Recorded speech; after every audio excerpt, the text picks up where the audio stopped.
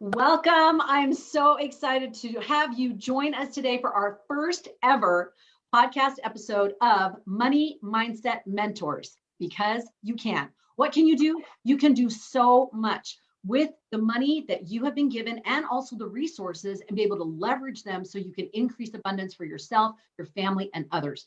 That's what we want to talk about today. And you notice we are all mom ands. So we're going to go around and kind of introduce everybody, and just know that this is kind of kitchen table conversation. We want you to feel comfortable. Why? Because often money is such a hot bud topic. It's just kind of like this, ooh, I don't want to talk about it. And is it okay for women to talk about it? Yes, yes, and yes. And the more that we're able to talk about how we can use it wisely, the more that we can help one another in synergizing and making all those good things happen using this tool. So let's go around. I'm going to introduce you to each of these women.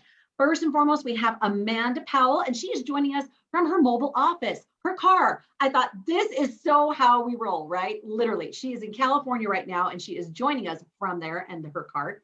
She is a financial coach with Dave Ramsey. She is a program specialist for the school district in California. And she also is an entrepreneur, and she has her own company called Break the Mold, helping kids read. And she loves teaching women about how to be able to get your budget in shape, being able to find that extra money and use it and leverage it for good. So that is Amanda. Amanda, you want to wave so everybody knows that's Amanda. All right, next is Amy. Amy, you want to wave so everybody knows which one you are? Yes. Amy, she's a realtor and a real estate investor since 2006. She has over 50 properties, and they manage over 300 units. And her passion is helping women learn how to do real estate investment and manage those properties once you have them. And she is an absolute delight to work with. I personally worked with her and just love it and love her. And we have Rachel. Oh, and also Amanda, I'm so sorry. Amanda is a mom of 4 and a grandma, and Amy is a mother of 2. So we are all, like I said, mom ands. Rachel, give a little wave. Rachel is an entrepreneur, a real estate investor since 2010, and she focuses on the short-term rentals and unique properties such as Airbnb, motels, and even retail. They just acquired a cookie company, so we are now best friends with Rachel. So fun.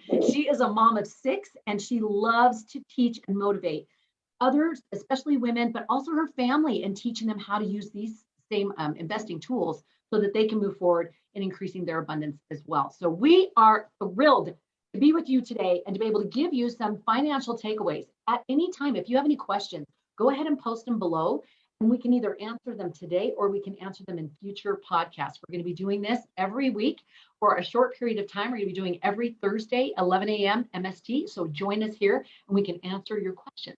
All right, let's get started. Like I said, it can be kind of this hot topic.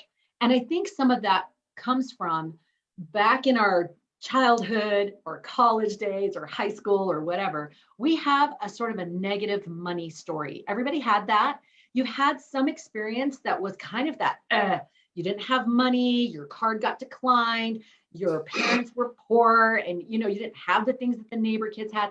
We all have this sort of a negative money story. So I'd love to go around and just very quickly just share what was a pivotal moment that was a hard thing for money for you in an earlier day. Who would like to go first? I'm happy to. Oh, all right. Rachel, and then Amy, and then Amanda. All right, Rachel. It's cool that we all just want to jump in and talk. So I guess, this is going to be great. When you were talking about like having a card declined, that I can totally relate to that. Growing up, of course, one other thing you said is your parents not having much. So that's what I grew up in. I remember using my parents' credit card to go buy something. I was with friends and they were like, sure, just take this and go buy it. And it got declined. I was so embarrassed. I didn't know what to do. And I still have PTSD to this day. To this day. I mean, that was a long time ago because I'm kind of old now. And it really put in my mind this negative just thought about like, oh no, we don't have enough. Oh no, where's this going to come from? Oh no, oh no, oh no. And as I got married and things like that, I wanted to change that mindset. And so that for me is kind of where this all started. Oh, I love that. And I think so many of us can relate to that. That's the moment that you realize scarcity. Like there may not be enough. And even from those people, and it's not a diss to our families, they were doing the best they could. But you look at that and you go, as a child, you look at parents and say, you should be, I should be able to look to you to do X, Y, and Z. And you don't have this concept of there's a cap on it. And, there could not be enough. And I wouldn't know about it. What else don't I know? So I love that there's that, oh no. I love that moment that you're like, oh no. All right, Amy, what about you? So sounds like we probably all have very similar experiences. I grew up very, very poor as well. My family was very, very frugal. My mom made us clothing from the time that I was can remember all the way up until junior high school. I remember being in junior high school and just being mortified that I had to go to school in homemade clothing. And so as I got older, I started just developing a drive I wanted better and more and different things. And so that is where mine came from.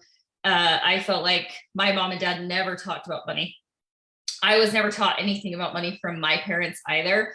And so it was kind of just this big unknown, nobody, they talk about it and I guess we're okay every month, but we don't know that. And there's, always rice and we make wheat pancakes for breakfast and you know what I mean?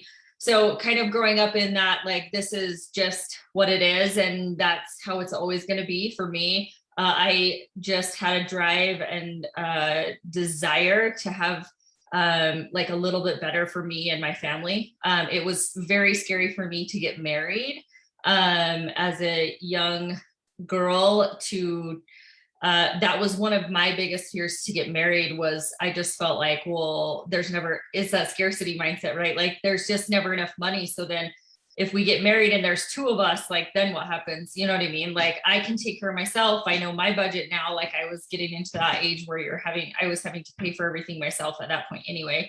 But you just get into those mindsets where you're like, is this everything that it should be, or there should be more?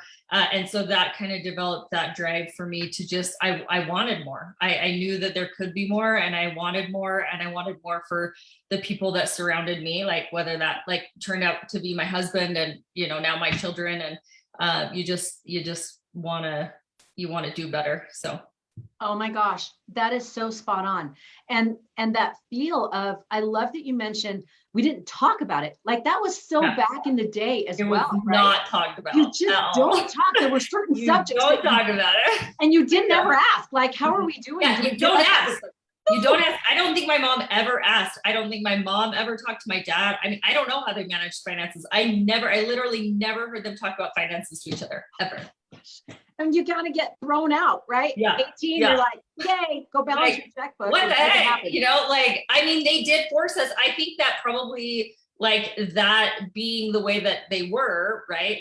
Forced me to take that responsibility, because at a very young age, I got my first job mowing lawns when I was 12, because I was I have to pay for my own stuff, if I want, it's your responsibility to pay for these portions of whatever. And as I got older, to drive and have gas money, and I had to buy my own car, and you know what I mean? All of the things. And so that definitely plays into how my life progressed. So I'm grateful certainly for that, but it does beg to, leaves you thinking, is there more than this? Is there a better way? A better way.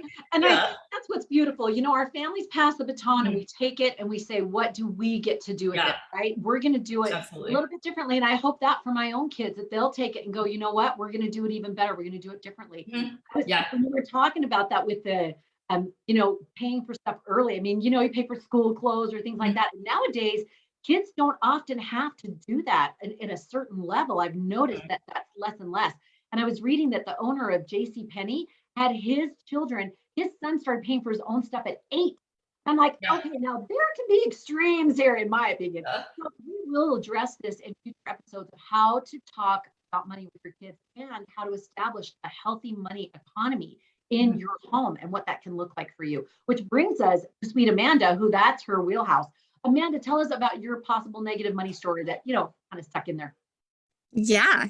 First of all, I want to say, like, it is so good to know that I'm among friends. Like, as I hear each of your stories, I am like, oh my gosh, I've been there. Had my debit card declined, right? I've been there in that moment where I'm like, shoot, like, is there enough? Like, I've been there. And I also remember the moment when I went, I can't count on money, right? Like, that was me. Like, I was like, swipe my card, it's not there. I can't count on it. And then I even got to a space where, I don't know about you guys, but it was like, if you don't look, right? If you don't look, then you just don't know, right? If I don't check, I'll have money in there in the belt. Oh yeah. Yeah. So I'm just not going to check my account. I'm just not going to balance my checkbook, because then I don't have to assess that situation. When in reality, like, my finances was a train that had derailed big time, right? And I mean, like, not only was the train off the track, but the track was destroyed and needed to be fixed. So those were my moments. I remember in particular one when I checked my account. I was getting ready to go on a trip, and I was packing my suitcase to go.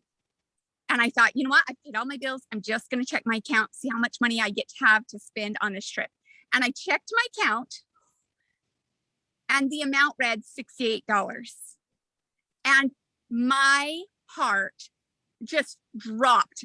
It went straight through my gut and landed in my feet. Like, it didn't even stop in the stomach. It was like, whoo, right? And I had to make a decision. I remember sitting down and I was like, okay, I can cancel my trip, and that will save me some money. And I started tallying everything up, right? The plane ticket, the event cost, the rental car, the motel rooms, the food. I started tallying it up, and I was like, that's $4,000. Like, I should just cancel, right? But yet I knew I needed to move forward. And it was such a pivotal moment for me when I went, I never want to be here again. And I realized at that moment I had a damaged relationship with money, and I needed to fix that.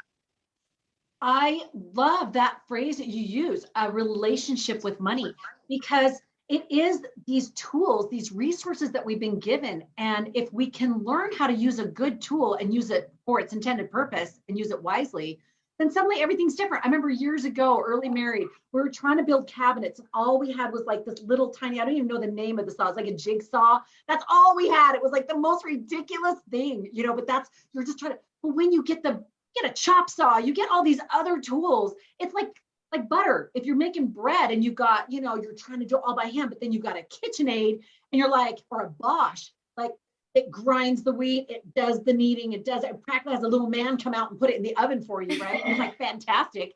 It makes it such a different experience. And I think we owe that to not just to ourselves, but our children, to be able to get beyond those money stories and not carry it, because what comes with it is a measure of shame, a measure of disappointment, or a scarcity mentality, or a fear of what can happen and I'm going to be acted upon, instead of saying, I can act on this. I can do something about this.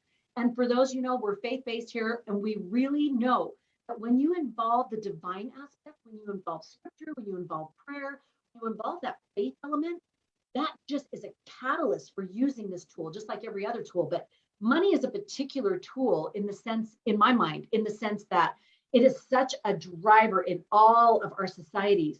And if we can change the story on that, if we can learn how to use this tool and learn it more effectively, our lives are changed, and the lives of all the people that we interact with and all that we want to help are changed as well.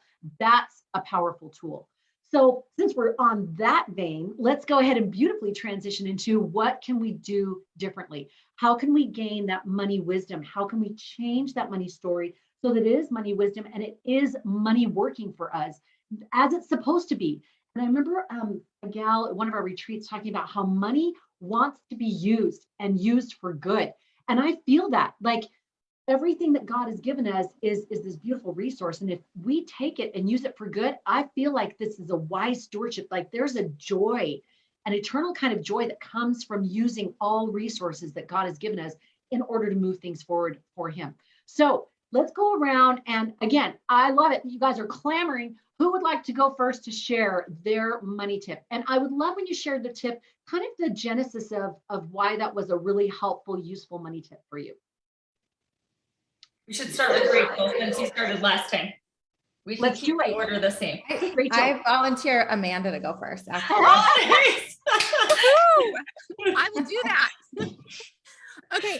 So for me, repeat the question again, Connie. What is the new money story? Like, what was one of those tips that you're like, that helped me move forward, and I want to share this one with you? It's money wisdom. So it was when I went, something needs to change. And I went to that event. I went forward and I went to that event. And the same lady who shared with Connie that money has a purpose shared with me. Like, Janae Thompson is absolutely so amazing and holds a special place in my heart, because she started to help me understand and see that money is a resource, and it is sent by the source, right? Which is our Heavenly Father. And it has an intended purpose, which is to do good. And so for me, I started to realize that I needed to change that relationship. It was damaged and I needed to repair it. But before I could repair it, I needed to understand exactly what was damaged. So the best tip that I have that I did was I took out a piece of paper and I wrote down my ideal relationship with money. What did I want that to look like? What did I want it to feel like when I was out there, right? Spending money or helping people. What did I want that to look like? What did I want it to look like when I looked in my bank account, right? Because I no longer wanted to avoid that. I wanted to look at that. I wanted to check in. I wanted to know where it was. I wanted to boss my money. And I wanted to be able to boss it in a way that would grow, right? That the money would grow. So for me, that's what I started to do. I wrote down what ideally this would look like for me. And then I wrote down what's holding me back. So I've got this list of ideal, and then I've got this what's holding me back. And what I noticed was a common pattern through all of my what was holding me back. And it took me all the way down to scarcity. I honestly really believed that there was not enough money to go around. I honestly believed that some people got money and other people didn't, and that it was just your lot in life, right? I honestly believed that. And I had to go all the way back down and figure out what my money block was before I could ever even start to repair that relationship.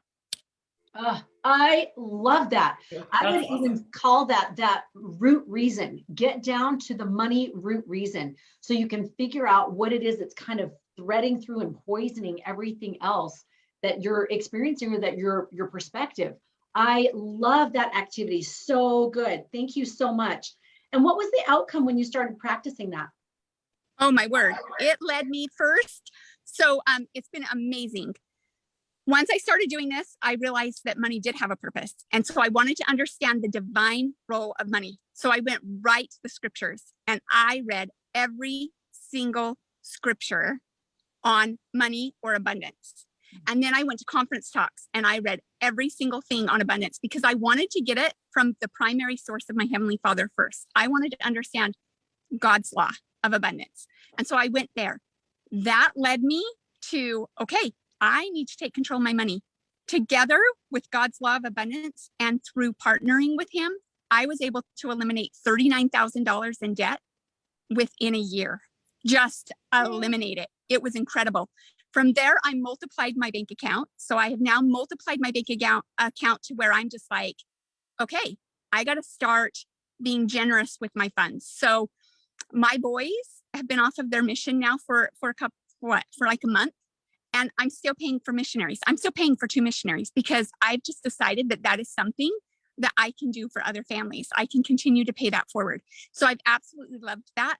And then it has also allowed me to look at how my money can work for me. So I've started to find that there are so many ways to make money. So when you're thinking, oh, I just need extra money, there is a way to do that. And I have tapped into that. And now I have creative passive income that comes to me, and I'm not really doing anything for it. It's just finding its way to me, which is amazing. I love it. And I love it that it's related to your helping kids read and things like that. So it's related to the passion that you have and the things that you want to fulfill, which is so important that we connect the two. I love it. All right, Amy, let's do you, and then we'll have Rachel. So mine is really going to be pretty similar, I think, to Amanda. It just is a little different take on it. So for me, my big moment was probably after we had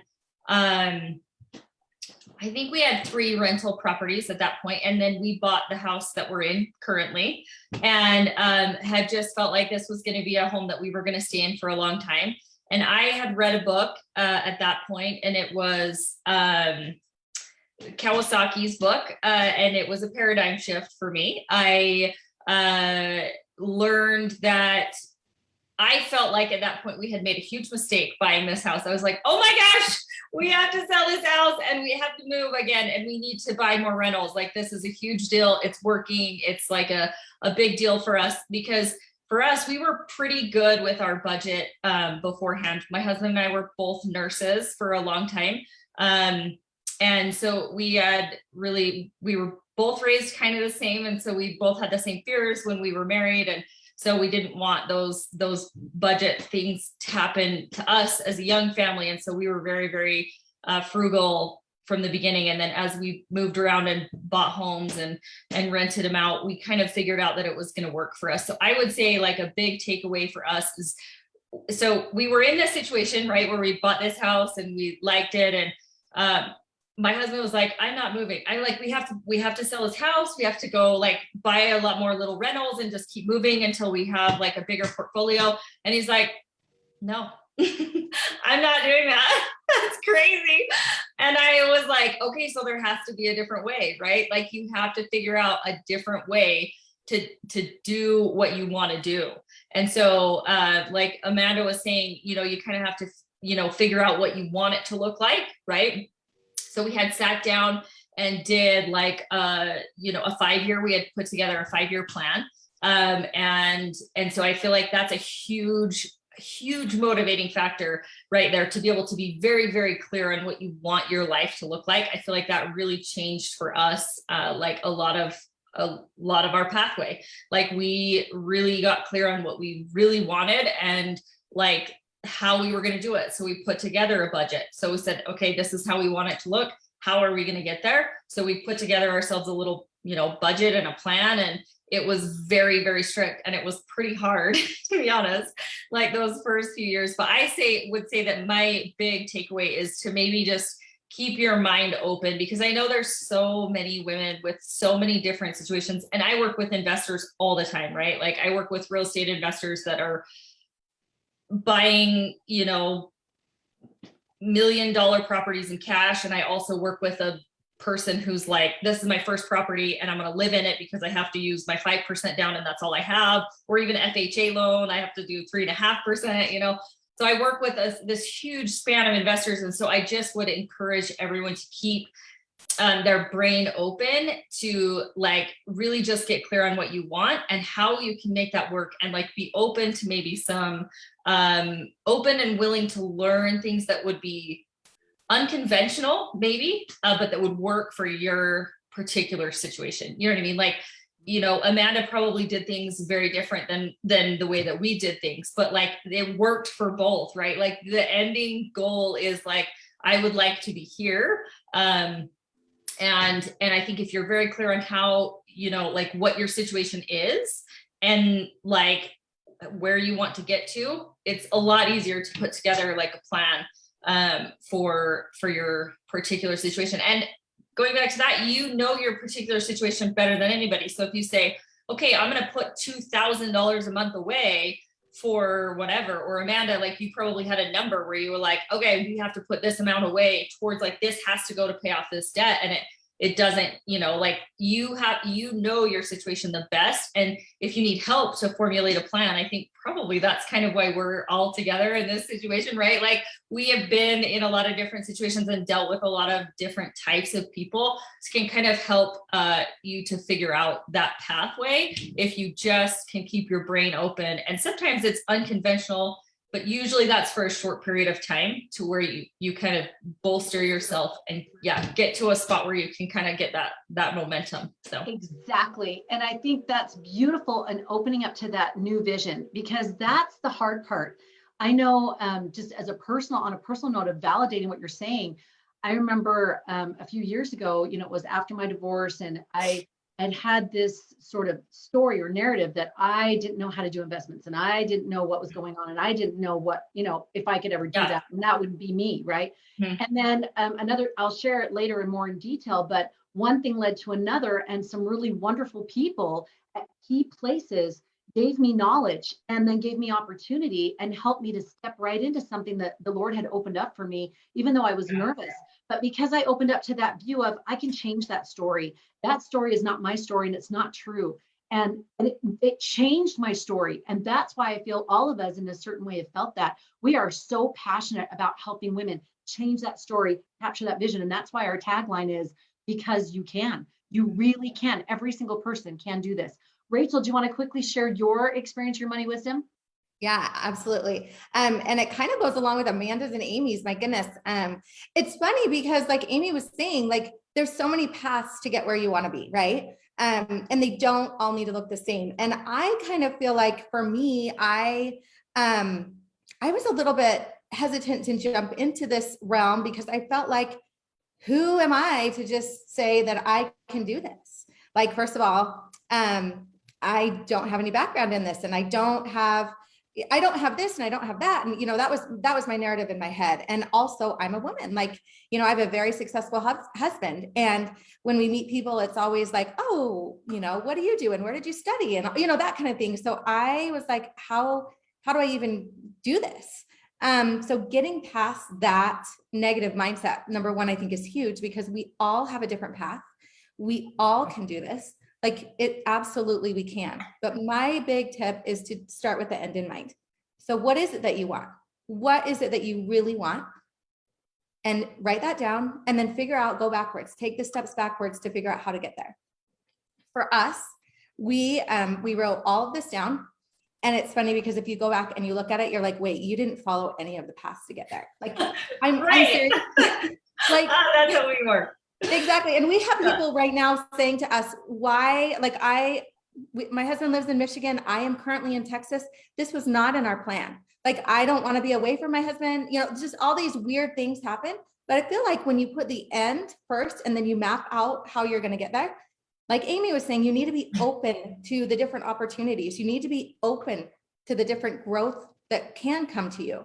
And so by doing that, we have seen doors open that we just never thought possible. Opportunities come that we just never thought possible. Like Connie said, we just bought a cookie store. That just happened within a matter of a few weeks. And right in the middle of that, we had someone come and ask us to buy a soda shop. So in the month of July, we purchased 2 businesses. But it was because we had set that plan from the beginning. We had said, this is where we want to be. And we kept trying to go for that. And then once you're there, then you set another goal. So yeah, that's what I would say. I love it. And like, I can't remember which one of you said that. It doesn't mean you're going to do it that way forever. It means that it's one step in the next thing and the next thing, and you get that learning, and then you go to the next thing and the next, and you get to build and build and build. And I think that's why partnering with the Lord in finances is especially important, because instead of just being like, is this a good plan? Okay, let's throw pasta on the wall and let's just go with it. That you are partnering with him to make that plan. And I love the things that you shared. We had not planned ahead what tip we were going to share. And I can't believe how it all flowed together so beautifully. Getting that root reason, taking out a piece of paper and saying, what do you want and what's stopping you? Making that 5-year plan, and then starting with the end in mind and saying, what is it exactly that we think, well, at least what we know, because you have some kind of vision in your mind of what you would like, and put that down. And then, as we say with Brother Jared, take those 16 stones and take them to the Lord. And then you'll find out in the actual doing, like they've all shared, and like I've experienced, it's, not A plus B equals C. It's a quadratic equation, right? You're like all over the map. Yeah. But there's a peace. There is a peace and a clarity. Even when it's uncertain, there's still this driver of peace and going into the unknown, cue the Frozen soundtrack. But there's this feel of, I'm on the right path, even if I don't know exactly where it's going or how we're going to get there, but I can feel it. And that, to me, is what makes you a powerful money investor, is when you partner with the Lord like that. You take the knowledge out of the best books and best people, and you marry it with divine law. And you take that and make that into a package of receiving personal revelation, and wow, watch out. And it will give you the courage and the confidence to try these new things, even when so much feels like is at stake. Absolutely have loved this. We are out of time. I love this. I wish we could go like 2 more hours and be in our pajamas and it'd be so fantastic. But if you're feeling that way, yeah, exactly. If you're feeling that way listening to this, guess what? Good news. We're going to be doing this every week for a short period of time. So we're just going to be doing this on a Thursday, 11 to 11:30 MST, and we would love to hear your questions. So as you've been listening, if you have questions for us, or if you're like, yeah, I do want to learn how to talk to my kids about money, and well, how do I get started in investing? Whatever those questions are, post them below. Or if they're more of a personal nature, go ahead and DM, or you can email Connie@ConnieSokol.com and you can send your question. We will not say someone's name unless you're like, I don't care, it's fine. We will keep it anonymous, but we would love to answer your questions. These women have incredible life experience and professional experience in all of these money areas.